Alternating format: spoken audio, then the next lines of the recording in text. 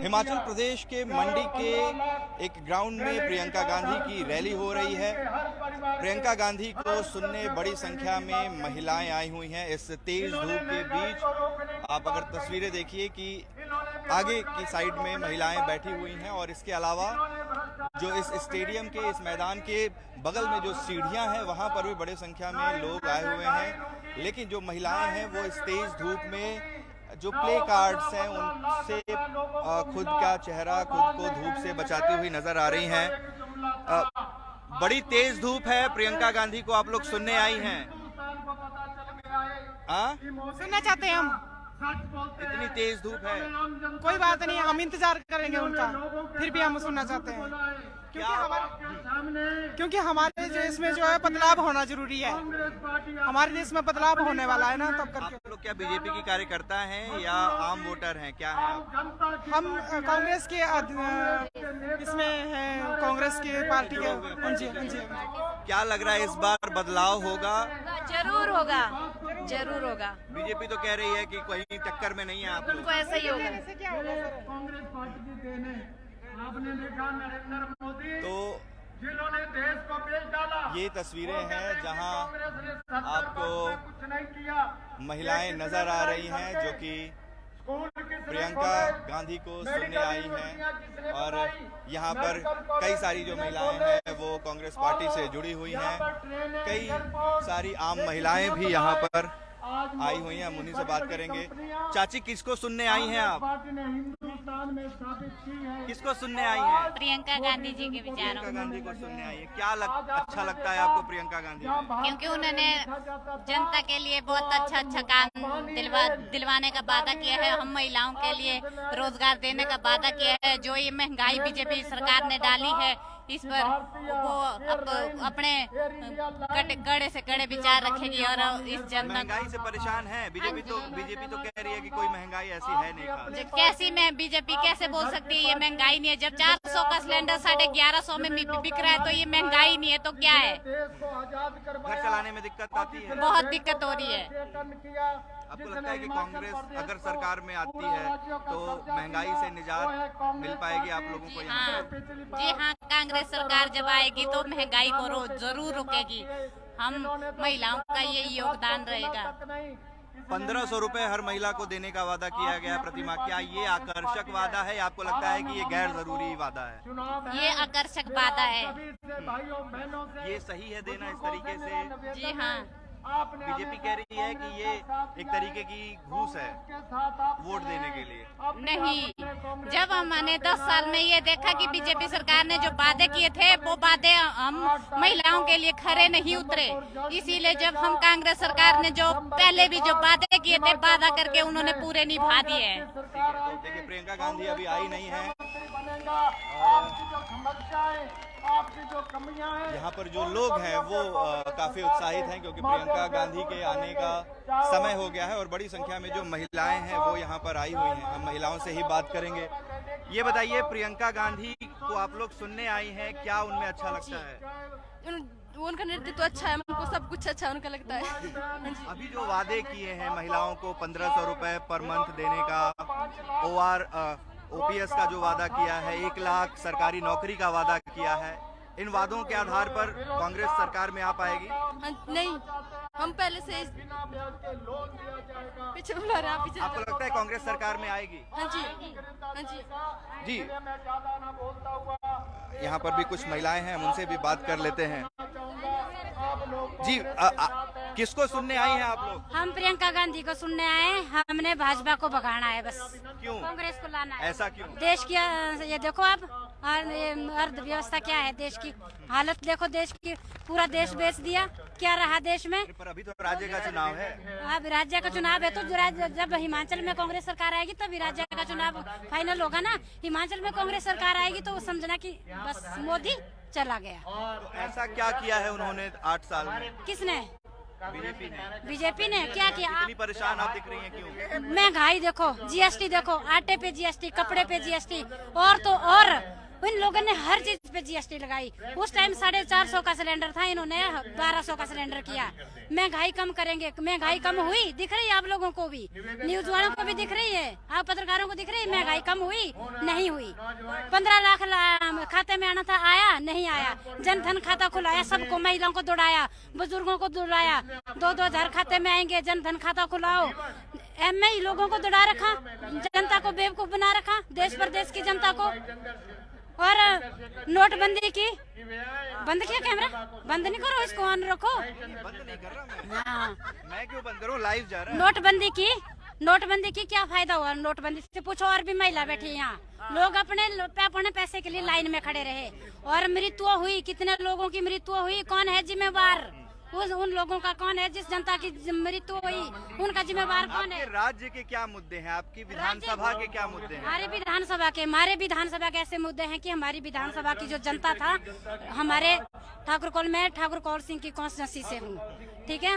आज भी हमारे विधानसभा में जो भी चुनाव हुआ है, जो भी स्कूल, जो भी हाई स्कूल, जो भी संस्थाएं, वेटनरी से लेकर के हर चीज हमारे ठाकुर कौल सिंह ने की है। और लोगों को थोड़ा हो जाता है, जनता भी थोड़े, चलो कुछ गलतियां भी रही होगी, तो ऐसा हुआ कि लोगों को ऐसा शौक था कि हमने भाजपा देखनी एक बार द्रंग विधानसभा क्षेत्र में। देख लिया, कुछ नहीं हुआ। जहां वहां का वहां सड़कें जहां थी वहीं ठप हो गई। स्कूल जैसे थे वैसे ही ठप रहे। ना स्कूल में आज तक कोई अध्यापक है, ना कुछ नहीं है, खाली पड़े हैं। हॉस्पिटल में डॉक्टर नहीं है, खाली पड़े हैं। और पूछो कुछ। स्वास्थ्य, शिक्षा, सड़क, बिजली, पानी, इसकी व्यवस्था में क्या कोई सुधार हुआ है? कुछ नहीं हुआ। जो जितना था हमारी विधानसभा क्षेत्र में ठाकुर कौल सिंह ने जितना किया था उतना ही रहा, नया कुछ नहीं हुआ। 5 साल में कुछ नहीं हुआ बिल्कुल। और तो और एक रोड तक नहीं निकला। बीजेपी तो कह रही है कि वो लगातार दूसरी बार आएगी सरकार।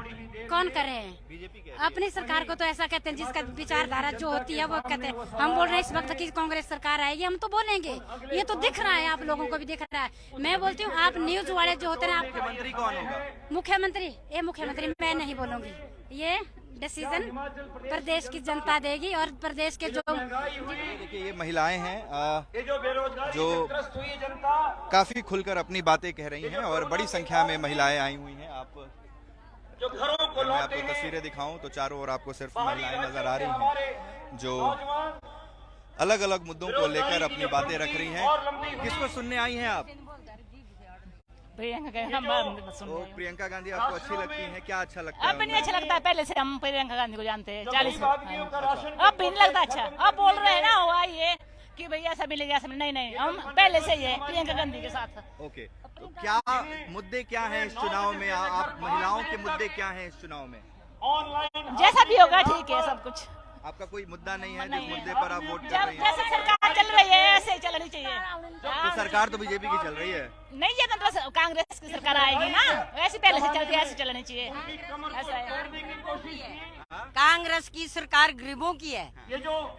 जैसा मोदी बोले थाल बजाओ, थाल बजाओ, कोरोना है और किडनी को निकालो और मर गए दुनिया सारे। ये सरकार गुंडों की है, ये गरीबों की नहीं है। मोदी जी का तो कहते हैं कि वो खुद गरीबी से आए हुए हैं, गरीबी को समझते हैं, लोगों की भावनाओं को समझते हैं। कोई नहीं समझता है गरीबी को। उसके अपने आप शादी नहीं है, शादी शुद्ध नहीं है। और जैसी हमारी महिला की लड़की है, कितनी गिरदारी की है, जैसे बहू बेटियां हैं। क्या गिरदारों की सरकार है? कुछ नहीं है। इस चुनाव में महिलाओं के लिए क्या मुद्दा है? किस मुद्दे पर आप लोग वोट देने का प्लान बना रही हैं? हमने गरीबों की सरकार है, इंदिरा गांधी के जादी से अंग्रेजों से देश छुड़वाया है। क्या महिलाओं के क्या मुद्दे हैं इस चुनाव में? किस मुद्दे पर आप लोग वोट करने वाले हैं? महंगाई के मुद्दे पर और बेरोजगारी के मुद्दे पर। जैसे सिलेंडर का भाव जो है 450 से 1200 रुपए तक पहुंच गया है। और पेट्रोल का भाव जो हर जगह पेट्रोल लगता है, उस तरह से महंगाई और बेरोजगारी के ऊपर हम वोट देंगे। सबसे बड़ी बात है, घर चलाने में क्या कोई तकलीफ हो रही है महंगाई की वजह से? हो रही है। पहले तो सब महिलाओं को सिलेंडर की आदत डाली, गैस की आदत डाली, फिर गैस के भाव बढ़ गए, तो गरीब महिलाएं सिलेंडर कहाँ से भरेंगी? अब तो इस तरह से बहुत सारी हर चीज पर टैक्स लगा है, हर चीज का भाव बढ़े है, चावल आटे के भाव बढ़े हैं। पहाड़ों पर जो ट्रैवल ट्रांसपोर्टेशन होता है उसकी बड़ी दिक्कत होती है। क्या सड़कों की जो स्थिति है, सुदूर जो गांव है पहाड़ियों पर, क्या वहां तक ट्रांसपोर्टेशन की व्यवस्था अच्छी हुई है? क्या बीती सालों नहीं हुई है, बहुत पिछड़े हुए हैं। मैं भी सोशल वर्कर का काम भी करती हूँ और मैंने पहाड़ों में गई हूँ तो मैंने देखा है कि वहाँ बहुत पिछड़े हुए गांव है, गरीबों को कोई पूछता नहीं है। जो गरीब है वो गरीब ही रह गए हैं। जो मतलब ठेकेदार है, बड़े लोग हैं, उनको बीपीएल में लिया है। पर बीजेपी तो 5 साल से ही है ना, उससे पहले तो कांग्रेस ही थी। हर बार कांग्रेस बीजेपी होता रहता है, तो गरीबी तो लगातार उसी तरह से बनी हुई है। कोई नहीं, वो तो है। मतलब कांग्रेस सरकार जो है ना गरीबों की सुनती है। राजा वीरभद्र जी थे तो वो भी जो उनके पास पहुंच जाता था वो उनको कभी खाली हाथ नहीं भेजते थे। हिमाचल में ऐसा था। और जैसे हमारे भी है यहाँ, लोग क्या डायरेक्ट बात कर पाती थी वीरभद्र सिंह से? मैंने तो की है, खुद 2-3 बार की है मैंने। मैं द्रंग पंचायती से रखती हूँ संबंध ठाकर कौल सिंह जी से, और उन्होंने मेरे को राजा वीरभद्र सिंह जी जयराम ठाकुर से क्या 5 साल में कभी बात हुई? नहीं हुई।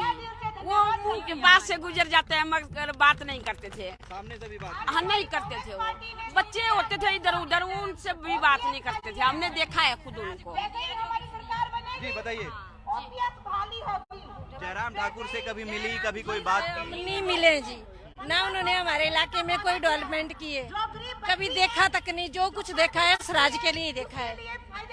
कांग्रेस की रैली में आई हैं, जाहिर तौर पर कांग्रेस के समर्थक हैं ये महिलाएं, अपने अपने मुद्दे बता रही हैं, वो कारण गिना रही हैं कि आखिर क्यों कांग्रेस को हिमाचल प्रदेश की सत्ता में वापसी करनी चाहिए। हालांकि ये पूरे हिमाचल की जनता को तय करना है, सिर्फ एक रैली की जनता ये नहीं तय कर सकती। लेकिन जो महंगाई, बेरोजगारी, शिक्षा, स्वास्थ्य, ये वो बुनियादी चीजें हैं जिसको लेकर हिमाचल की महिलाएं सोच रही हैं। सिर्फ महिलाएं नहीं, जो यहाँ के वोटर हैं वो सभी इस बारे में बात कर रहे हैं। लेकिन जो राजनीतिक समीकरण है वो आने वाले दिनों में तय होगा कि क्या हिमाचल के सत्ता में बीजेपी लगातार दूसरी बार सरकार बनाएगी या 5 साल के अंतराल के बाद कांग्रेस फिर से सत्ता में वापसी करेगी। हमारे सहयोगी आनंद कुमार के साथ उत्कर्ष कुमार सिंह, अनसीन इंडिया, मंडी, हिमाचल।